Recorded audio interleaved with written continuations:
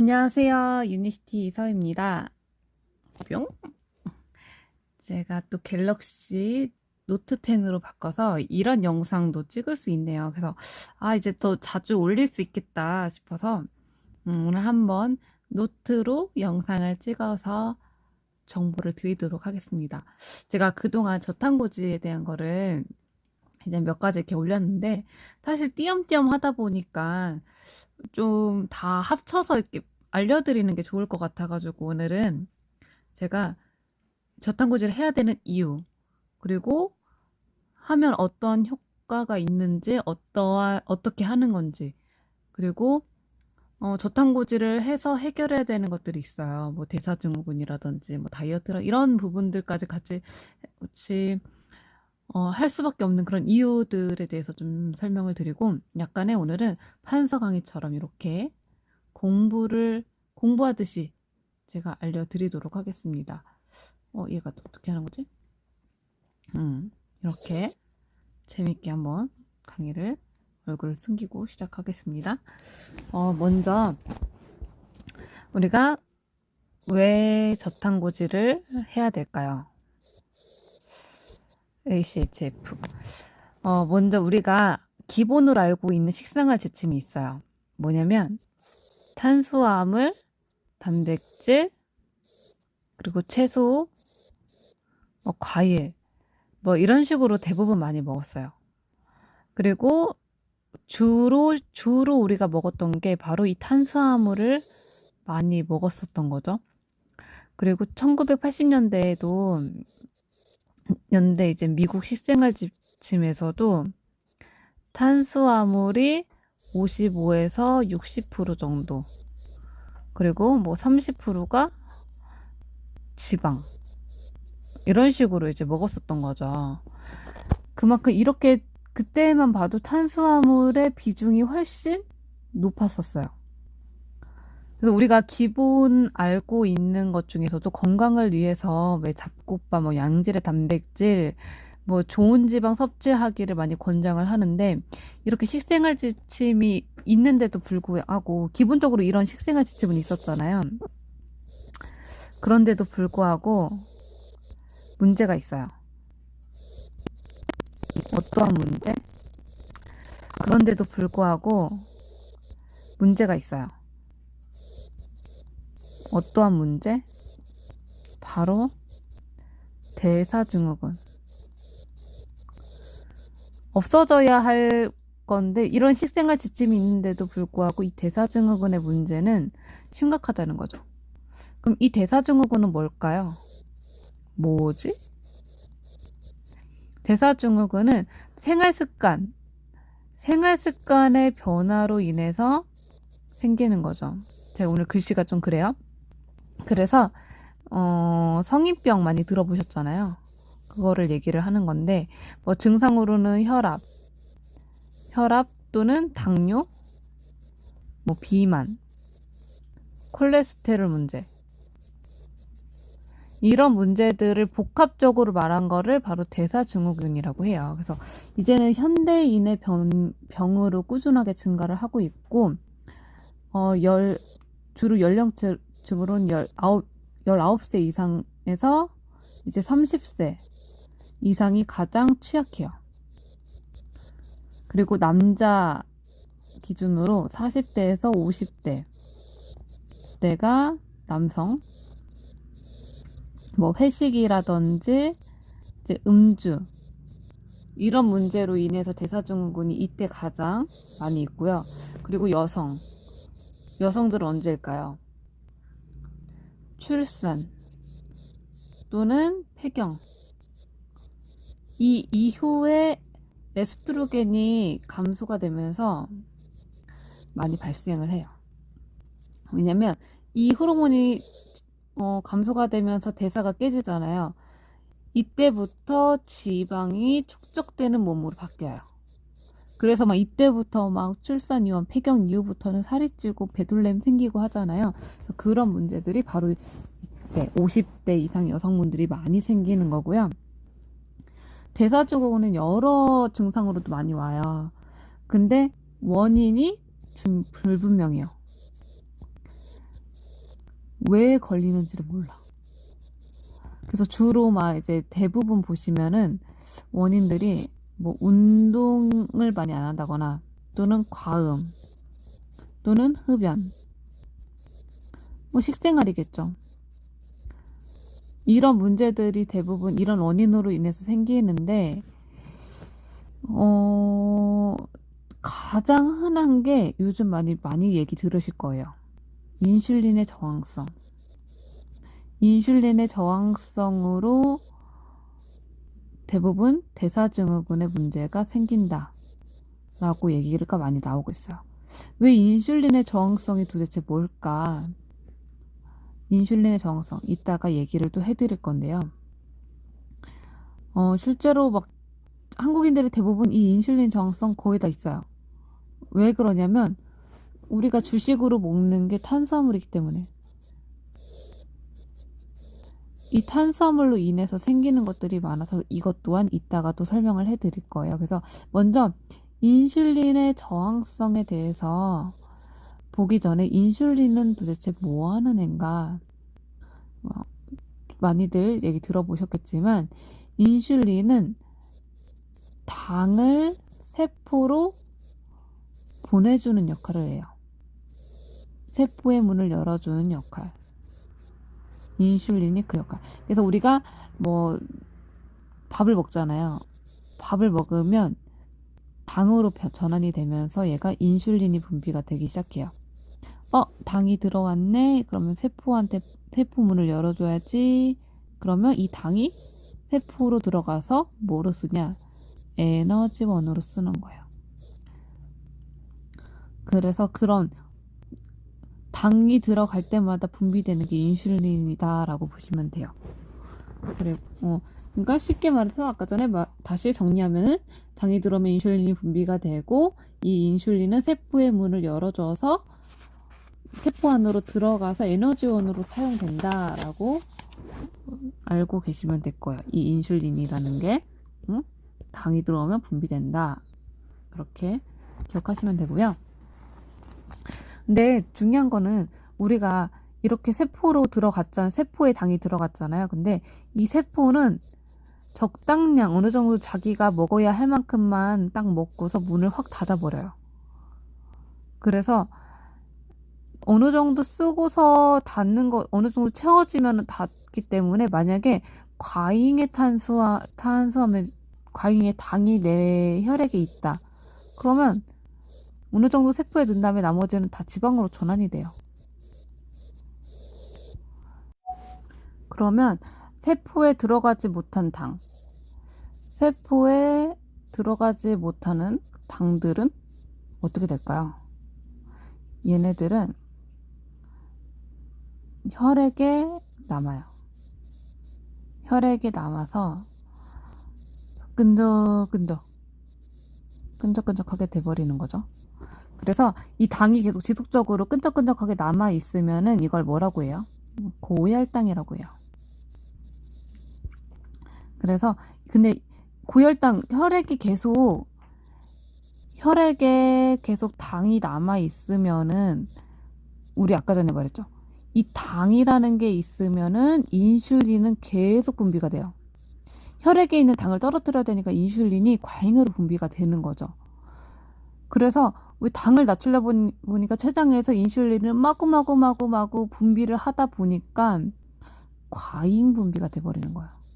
그래서 우리가 왜 공장에서 대량 생산 같은 거 막 물건 같은 거 할 때 대량으로 뭔가를 찍어내면은 분명 불량품이 나와요. 불량품이 나오는데 이 인슐린도 마찬가지예요. 인슐린도 과잉으로 분비가 되다 보니까 과잉 분비되니까 불량 인슐린이 나오게 돼요. 불량 인슐린이. 이 불량 인슐린은 어떻게 되냐? 과연 어떻게 될까요? 얘가 지방을 쌓는 호르몬으로 바뀌어버리는 거예요. 바뀌게 돼요. 이게 불량인 거야. 세포에 넣어줘야 될 것들이 세포에는 안 들어가고 지방으로 바뀌어버리는 거죠. 그래서 베들레헴이 생기는 거예요. 그리고 더 쉽게 설명을 해드릴게요. 자, 인슐린이, 제가 글씨가 좀 이상해요. 인슐린이 과잉으로 분비가 된다고 했잖아요. 그러면 얘가 지방으로 아까 저장된다고 했죠? 지방으로 저장해요. 지방으로 저장을 하는 것까지는 괜찮아. 그런데 이 지방이 어떠한 일을 해버리냐? 이 지방이 전환이 돼요. 뭘로 전환이 되냐? 염증으로. 그래서 우리 그런 얘기 많이 들어보셨을 거예요. 지방 안에 염증이 숨어 있다라는 얘기를 들어보셨을 거예요. 그래서 이렇게 염증이 발생이 되잖아요. 염증은 날카롭게 생겼어요. 그래서 얘가 혈관을 상처를 내요. 그래서 얘가 혈관을 상처를 내요. 상처를 내요. 그러면 이 상처를 치유해야 되잖아요. 그 치유하는 과정에서 딱쟁이가 져요. 그 딱쟁이가 뭔지 아세요? 바로 혈전으로 바뀌는 거예요. 그래서 이 회복하는 과정에서 혈전이 생기는데 이 혈전이 떨어지면 어디로 가요? 심장으로 가면 심장질환, 뭐 심근경색이라든지 뭐 이 여러 가지가 생겨버리는 거예요. 만약에 막 뭐 눈 쪽으로 가면, 아니면은 뇌로 가면, 그러니까 이런 문제들이 생겨요. 혈관 쪽으로. 그래서 갑작스럽게 문제들이 생기는 게 다 이런 문제들. 그러니까 거꾸로 올라가면 돼요. 이 혈전이라든지 염증이라든지 이런 것들을 유발시키지 않으려면은, 자, 거꾸로 돌아가 볼게요. 염증의 원인을 찾아야 돼요. 원인. 이 염증의 원인은 뭘까요? 지방이에요. 이 지방의 원인은 뭘까요? 인슐린인 거예요. 그러면 이 인슐린이 안 나오게 하려면 어떻게 해야 돼요? 당을 안 먹어야 돼요. 그러면 이 당을 안 먹고 뭘 먹으면 인슐린이 안 나올까요? 그것도 이따가 알려드리도록 하겠습니다. 근데 우리가 이렇게 지방으로 인해서 염증이 생기잖아요. 근데 이 염증이 여러 가지 문제를 일으키는 것 중에 하나가 제일 위험한 게 자가 면역이에요. 이런 문제까지 일으켜서 이거를 해결하려면은 이 순서대로 우리가 뭔가 몸을 대체할 수 있는, 정말 뭔가 시스템을 좀 바꿔줘야 되는 거죠. 그래서 이렇게 기억하세요.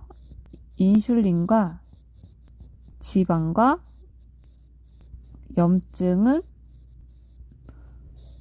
붙어 있어요. 늘 붙어 있어요.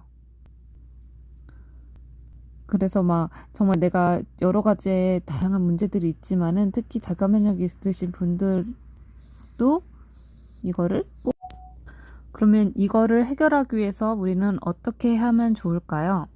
인슐린과 지방과 염증을 이 문제 속에서 해결하려면은,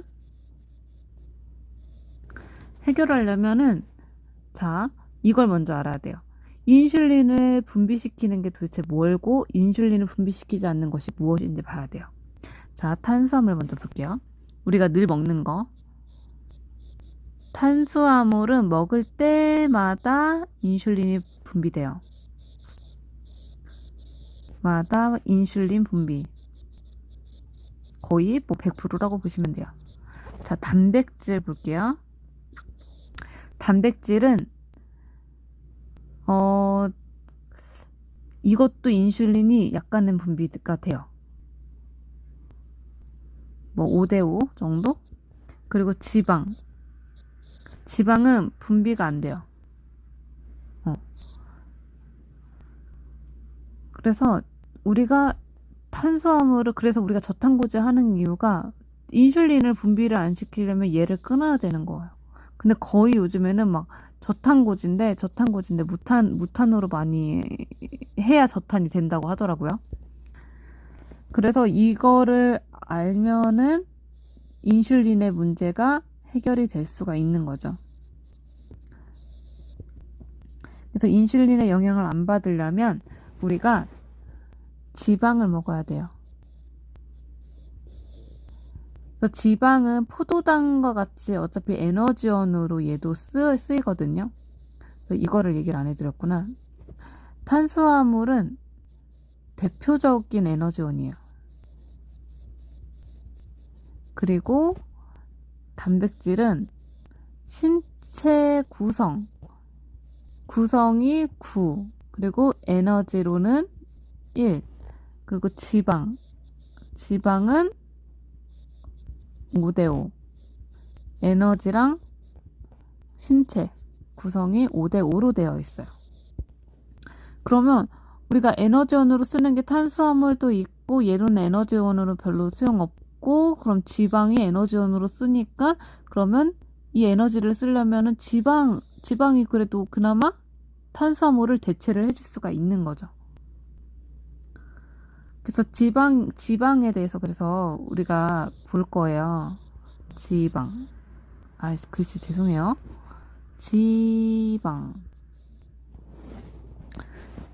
지방은 포도당처럼 같이 에너지원으로 쓰인다고 했잖아요. 5대5로.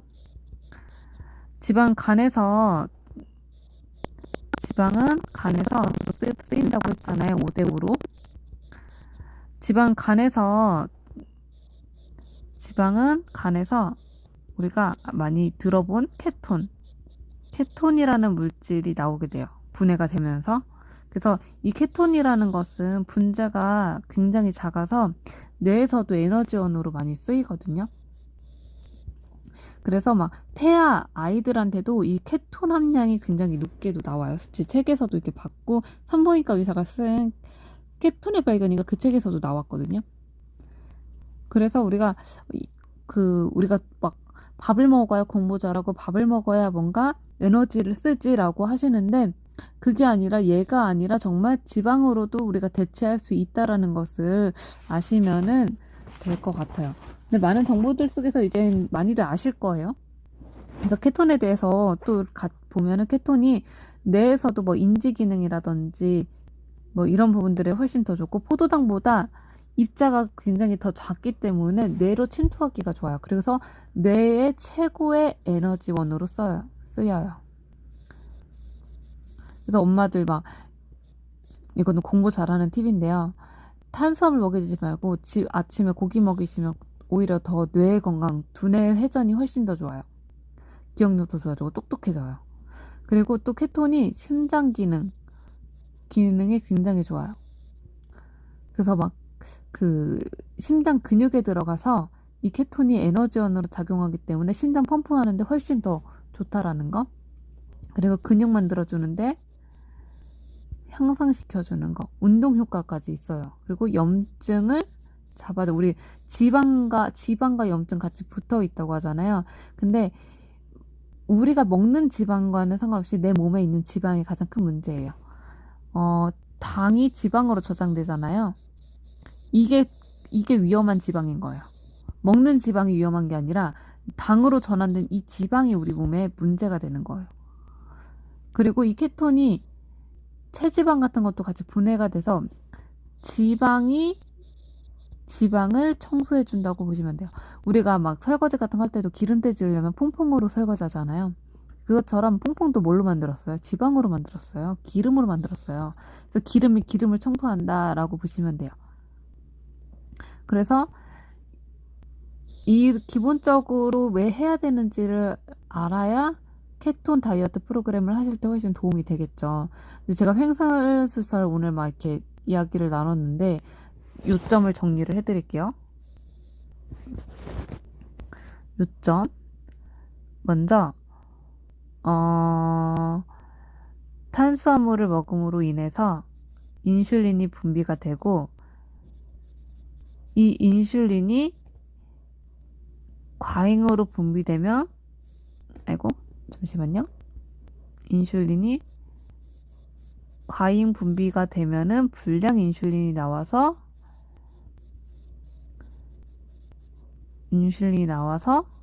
지방으로 변하고, 이 지방은 염증을 유발시키고, 이 염증은 대사 또는 자가 면역이라든지 뭐 다양한 여러 가지의 문제들을 유발을 시켜요.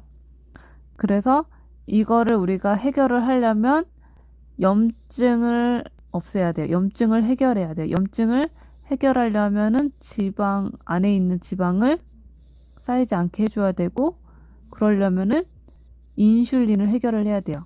인슐린을 해결하려면은 당을 안 먹으면 돼요. 이것만 기억하시면 됩니다. 그래서 나중에는 케톤 다이어트 프로그램 관련된 또 할 수 있는 방법들에 대해서 또 설명해 드리겠고요. 오늘은 여기까지 마치도록 하겠습니다. 안녕.